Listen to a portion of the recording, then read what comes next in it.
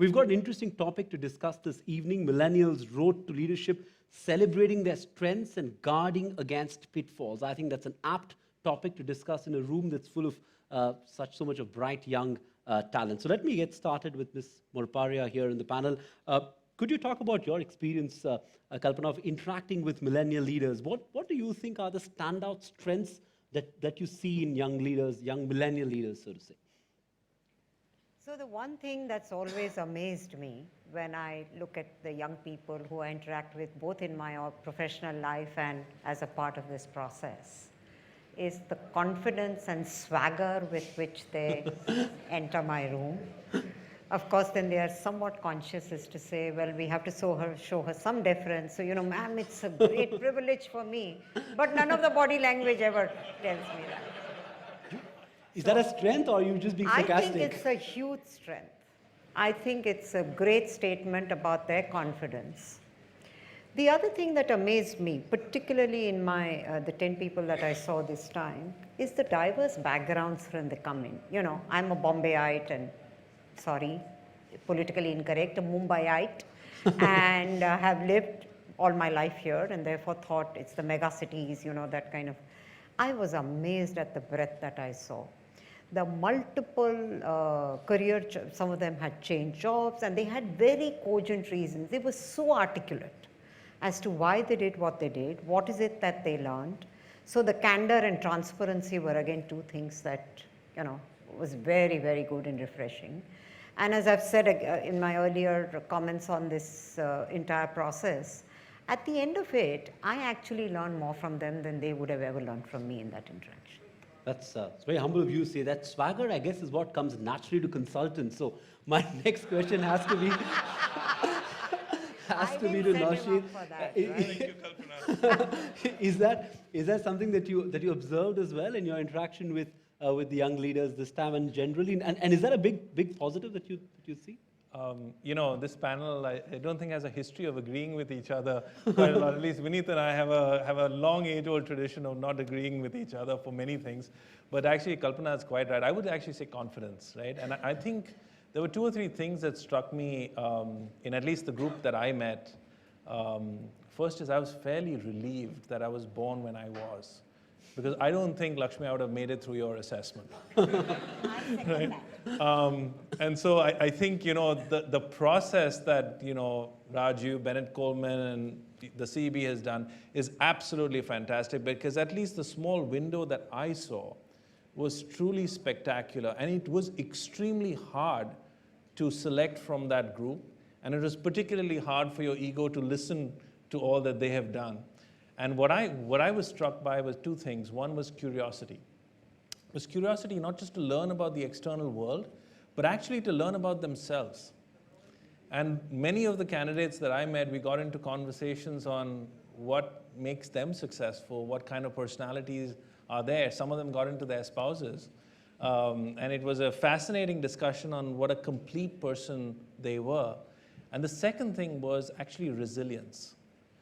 2 of the candidates that I met came from very humble backgrounds. One came from a poor farming community in Guntur.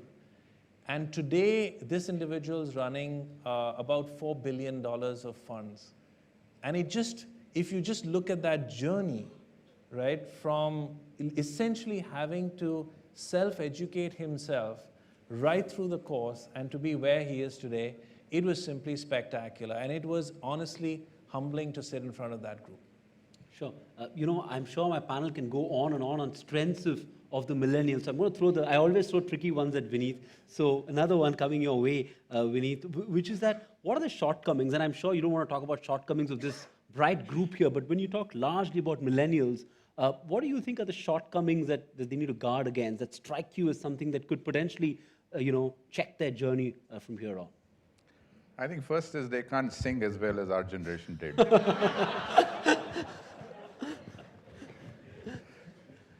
I think I try very hard to disagree with Noshir, but I can't.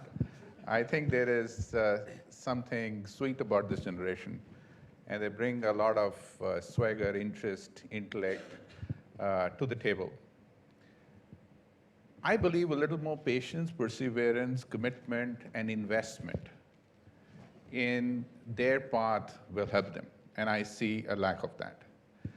I see what I call a more instant noodle generation, where they're so bright that they get new ideas every day or every second. And I think if they have a little more patience and perseverance and resolve and commit to go after that idea, which is the previous idea rather than the next idea, I think they'll be significantly more successful than how much successful they are today. Sure. Sanjiv, you want to comment on that? And you worked with generations of leaders, really. What's the most striking feature about millennials, and what is it that you've learned from them? So to say, have you had to adapt your style of leadership as well at HUL to be seen as more accommodative to millennials? Certainly, yeah. But something which is very striking, which I don't want to miss out, is I interviewed about 10 of them, and I think it was a day worth spent. But the thing which stuck me is, across most of them, was the sense of purpose. And I think at their age, I certainly did not have that sense of purpose. Now, it's a bit of a paradox, because on one hand, they have clearly a sense of purpose about the society, about the environment, about the country at large. But they also, if I were to look at from an ambition perspective, it's about self-actualization, where me plays a very big factor. It's about I and my own brand. Yeah, so that's where a bit of paradox is. So that's what they focus on. And certainly from our side, many things have changed when we look at millennials. The days of annual appraisal once a year, speaking to them, is gone. Yeah? They expect constant feedback. The days of talking down to them once a quarter town hall are gone. You need to engage with them, yeah, and do it on a continuous basis, very clearly. The other bit is, we grew up where the organization used to manage a career, and it was a classical ladder. And for them, I don't think it's a ladder anymore. Yeah, it is more like a lattice. Yeah, the jungle gym. So they'll be going up, they'll be going down, they'll be going sideways, dead ends. Yeah, many times the purpose takes over their career. Yeah, sabbaticals. And you have to manage that, because otherwise, I don't think you would be able to retain them. So your organization is, you have to give them the freedom to manage their career, give them the room to play, elbow room, to manage, change, yeah, and decide what's best for them. So as an organization, we are striving to adapt to the needs and desires of millennials. As a promoter, Mr. Mariwala, how easy is it for you to let your top management change the whole rules of the game, engage with employees in a very different way, engage with millennials in a very different way? The kind of thing that Mr. Mehta here spoke about must be disruptive. It's a tectonic shift in how you manage resources. How easy is it to do that as a promoter? I think I'm a promoter, but at the same time, I wear the professional hat, So it's not that I am a Lala promoter. Of course you're not. So run a company which is very professional. Sure. And the fact that I was involved in the company actively involved in the company until about 2 years back, now I'm managing director. So there has been a high degree of, shall I say, influence.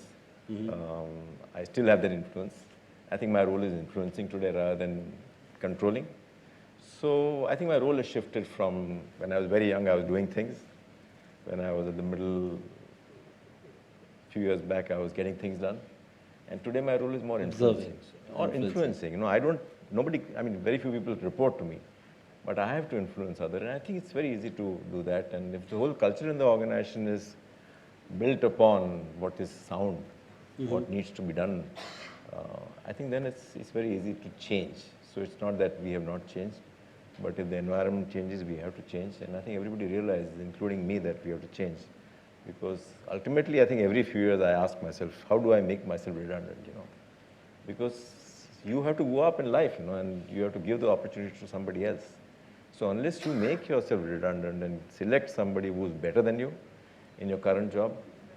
And then you enjoy the fruits of that because you tend to do something differently, something of a higher quality. And the day-to-day job gets done much better because that person is better than you. So I've enjoyed the journey in terms of making myself better. Let me throw it open to some of the young leaders here. Let's take some questions. Prerit Shishodia, I think he's there. He is. I think he's got a question for our panel. So my question is that millennial leaders are a bunch of very young and restless sort of people who are constantly looking to drive change in the organizations that they're working for. While this is relatively easier in new age organizations, where the environment is more conducive, what kind of approaches can millennial leaders deploy in traditional organizations where there is a certain bit of resistance to such change? Thank you. Mr. Mariwala, you want to take that? I'm not saying Marico is traditional before you, you accuse me of that. No, we'll come to Noshir next. I would think, first of all, I would, instead of saying that I should change the organization, I think the first choice is which organization should I join, So trying to change the culture of an organization is a huge task. But by mistake, if you join an organization which doesn't have the culture of openness and change, then you have to try harder. I mean, you have to gather what I call green balls, some other people who will join you in making that change happen. And you have to bring that culture in your sphere of influence at least, because you may not be able to change the culture of the whole organization, but in your sphere of influence, your boss, your subordinates, your peer level, I think you can actually play that role. But ideally speaking, that choice making should be first exercise when you are about to join an organization, making an inquiry, how open is the organization? Because in today's environment, when not only at the millennium level, but overall there is so much disruption and there is so many things happening in the environment that the organizations have to change. And if you are a very closed organization and which is not amenable to change, then are you in the right organization? Noshir, you want to comment on that? Well, firstly, if you have a problem in the traditional organization with that kind of problem, you should hire McKinsey. It's clear, right? But on a more serious note, I think, look, I'll give you the example of McKinsey. We're at some level, we're a 90-year-old firm, right? Steeped in history and tradition.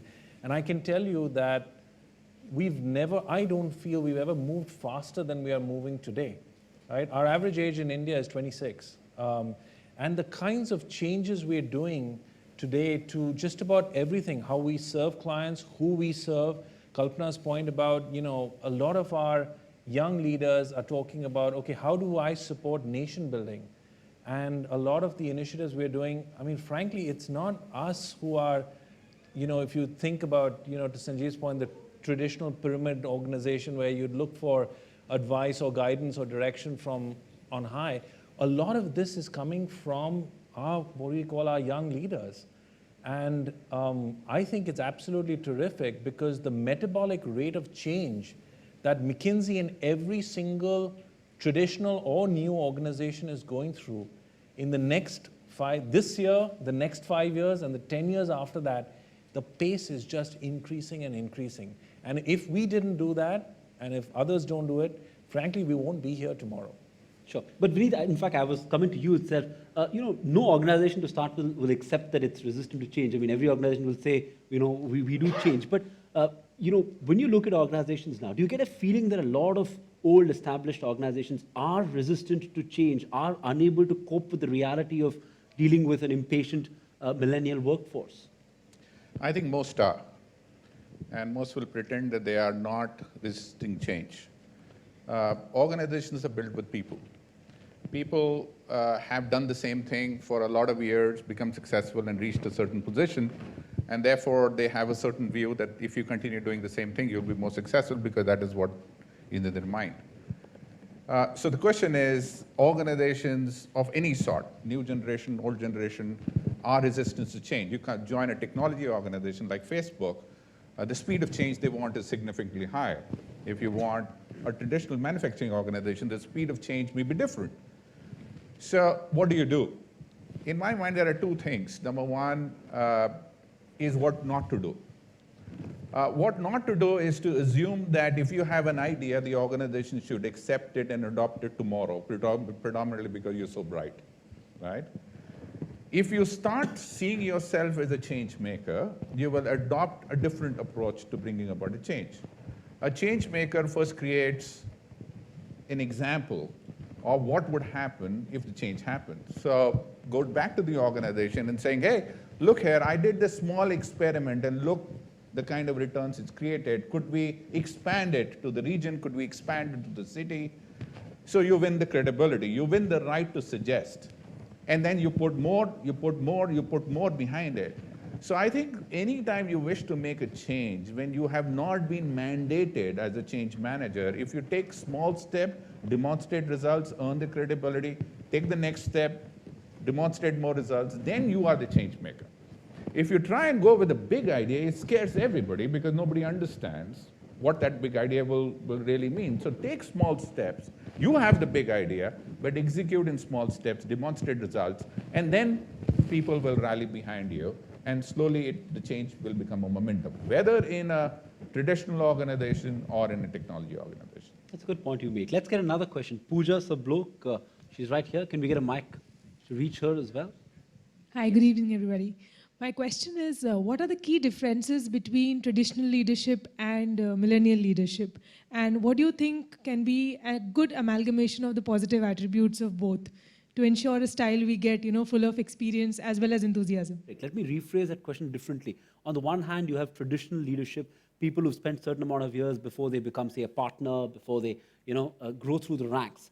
And then you have another round, which is the millennial leadership, which is impatient, wants to become a partner 3 years after joining a firm like McKinsey. How do you reconcile the two? Conflict is bound to happen. How do you manage that conflict?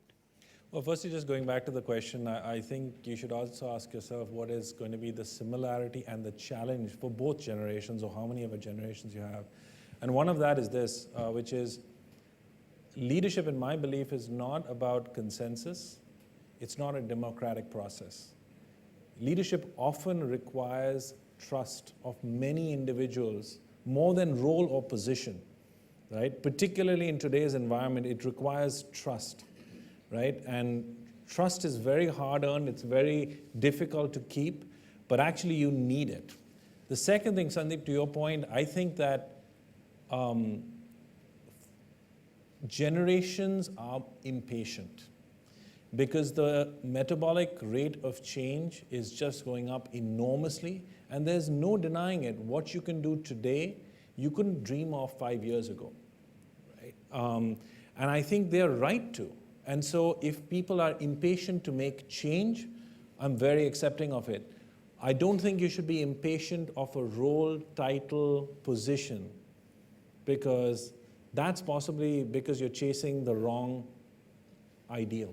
But isn't that what a lot of millennials chase, Kalpana? Role, title, designation, growth, tell them you have to spend 4 years to get to a certain rank. That's not a conversation you can have with a millennial today if you tell them that, I'm sure Sanjiv will have a point of view here as well, but this growth path is something that the growth path that an organization potentially has is very different from what they have in their own minds. So the way I always describe is to them, you tell me what is it that really brings a spring in your step when you're walking into office every day? What do you want to do? And we'll make sure that we give you those opportunities. Promotions will happen, and as you know, in my industry, compensation is a big driver as well. So is designation. It's going to come your way. Everyone's a vice president. Yeah, and but if you ask them, they care more about, that annual bonus check as well. So I'm saying all that's going to come. If you are driven by the purpose that you're serving today, and then you have trust in the processes that we are following in terms of, the career path. We give a lot of encouragement to mobility, for instance. And so there are different aspects on how you challenge them, what are the exciting opportunities you give them, and that's really what makes a difference. Vineet, you want to weigh in on that?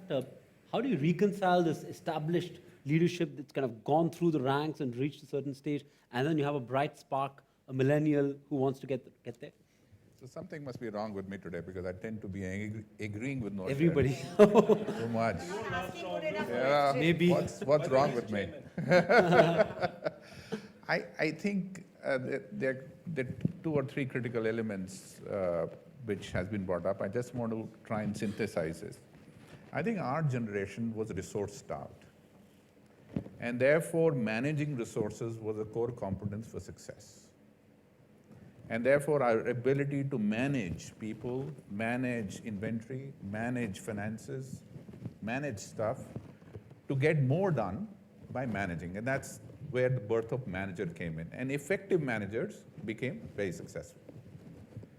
Your generation, because of the reasons which have been talked about, the resources are not limited, they are unlimited. In addition to that, the opportunities are also unlimited. So resources unlimited, opportunities unlimited, and therefore if you are just a manager, you will fail predominantly because existing resources, existing opportunity is sure recipe for disaster. So therefore, the competence which is required for your generation and our generation as a leader now is new opportunities with unlimited resources, and there is no constraint. That needs a very different competence. That competence comes naturally to you because you have not grown through the managing generation. That competence is tougher for us because we have to learn to not manage, but to influence, to lead, to do it in a different fashion. So therefore, the objectives are different. This recipe for success is the same. And the path towards that is different. Now, the only difference between these two generations is while it comes easily for you, as I said, the patience, the resolve which is required to see something through is something this generation has to learn. So if you can learn that, then actually you can capitalize your natural leadership capability rather than managing capability and succeed far greater than our generation did. So you're also basically saying that an MBA degree is basically redundant now. I can say it 10 times. That's so good to hear because all my life. He also said it was redundant then as well. Yeah. Okay, not sure if people. But other than from XLRI. I'm sure. But Mr. Mariwala, I know you mentor a lot of leaders in your organization as well. Tell us, how does one go about mentoring millennial leaders? We've spoken about a lot of skills that they have, areas that they need to work on. How does one go about mentoring a millennial leader? See, I think all of us are born with a lot of strengths, and we all have areas of improvement. And I think usually I find that everybody concentrates a lot upon how can I improve on my weaknesses. I say to them that 75% of your effort should be actually gone into furthering your strengths, and only 25% on overcoming your weaknesses, because you're born with a certain strength. And each of us in this world is born with a certain strength. And if you know that what is your strength, and if you all go all out and you're passionate about that particular strength of yours, I think you'll do far better in your careers. All of us are born with weaknesses. Yes, you have to achieve a certain degree of standard in your weak areas, but beyond a point, if you go on concentrating on improving your weakness rather than concentrating on your strengths, I think the results will not be as good as if you concentrate on your strengths. That's an interesting point. Let me get another question. Roshni Agarwal is here as well in our panel. There she is. Hi, I'm Roshni Agrawal and I work with Marico as a brand manager. Nice, good to see you. Thanks. So my question is, what differentiates good leaders from great leaders? Is it the results or is there something more fundamental? Basically, let me rephrase that and ask Noshir. What differentiates Noshir Kaka from every other consultant in this country? Oh. That statement I've checked. Finally, there's an objective. He'll answer for that. Yeah. Right. And Noshir, you want to take that? There are many things that go into a great leader, and it's impossible to fathom a few. We talked about a few. It's trust, influence, etc., etc. I'd add one more dimension, which you spoke about a little earlier, Sanjiv. I don't actually like the word mentorship, because mentorship is a passive word to me, which is you come and somebody will take you out for a coffee, give you well-meaning advice, which you'll ignore and go on with life as usual, right? And I'd like to change it to the word mentors. Leaders, good leaders often sponsor people, right? And sponsorship is a far more active word. So if there was one more ingredient I'd throw into the conversation on leadership, it's about, many of us are trying, and it's so wonderful to see the diverse population of leaders here, so many women. It's absolutely fantastic, right? And really, we couldn't be happier to see that, because it is honestly, and we need more sponsorship for women to be in senior positions, as Kalpana and others have shown as role models, right? And that's an attribute of a leader, which is, does she go out and sponsor the next generation actively, as opposed to be passively giving advice? Sanjiv, comment on that? Good versus great? What's the difference? You know, leadership is situational. It is not about that you didn't have great leaders in the past. Yeah, there were amazing leaders who have built institutions, enterprise. You could see people on my left, on my right, amazing leaders. And go back to Alfred Sloan or Jamsetji Tata. Absolutely, they have been great people. Yeah, you have to understand that leadership, some of the traits are very timeless. Yeah, it's about trust. It is about building an institution, leaving behind your legacy. Yeah, so those are what was true then is also true now. It doesn't change. But where it changes are the style. The style of leadership changes with the time. I'm just going to get closing comments from all my panelists, 30 seconds each. Vineet, I'm going to start with you. Your one advice in 30 seconds to this wonderful audience here on what they should do to make it to the top. I think stop taking advice. You don't need any advice. Listen to yourself and do. Just put all your might behind your idea. That's it. You don't need advice. Yeah. Sanjiv, you want to go next? Very simple, live your passion. Live your passion. Noshir. I'll take a contra view from Vineet at the end. Actually, listen a lot more than what you say. Good one. Kalpana? I know I'm popping out here, but really you have to be driven by your passion to win. Take whatever it takes to live up to that passion. Mr. Mariwala? Say leverage your strengths to the hilt and have a purpose in life. Forget about your weakness, focus on the strength and have a purpose in life. On that note, thank you so much, all of you, for being such a wonderful panel, taking those questions. It's been a thoroughly enjoyable session.